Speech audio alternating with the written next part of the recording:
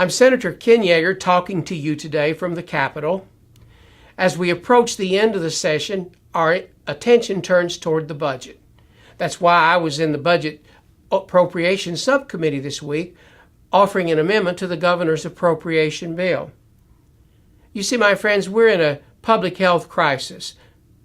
The citizens of our state who are intellectually or developmentally disabled are at risk because the men and women that are charged to provide the direct support for these citizens are leaving in record numbers.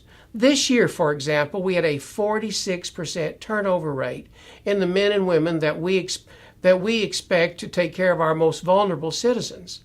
And the reason why we're seeing this turnover is the inadequate pay. The very people that we charge to take care of the most vulnerable people in this state can go to work at Walmart and make a better salary with less stress.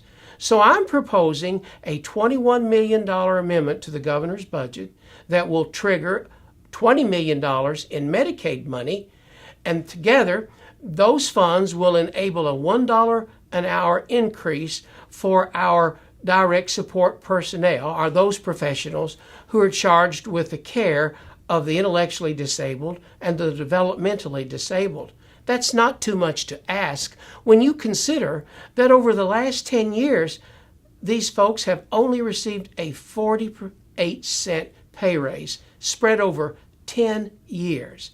So if my amendment passes, then the Department of Intellectual and Developmental Disabilities will be able to fund an increase in the salary for our direct support personnel. I think it's so very important that we do this as a state.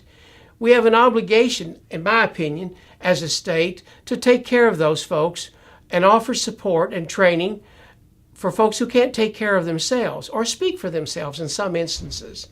And we expect the best from our direct support personnel. And so it's at the very least, we need to pay these men and women who are caring and passionate in their job what they deserve. So I hope my amendment will pass. It will be put onto the governor's budget, and that we will be able to provide some relief and stem this critical turnover that's affecting our ability to care for our most vulnerable citizens. Well, this will all unfold in the next couple of weeks, and I'll have more to say about it then. But right now, this is Ken Yager in Nashville, and I'll talk to you next week.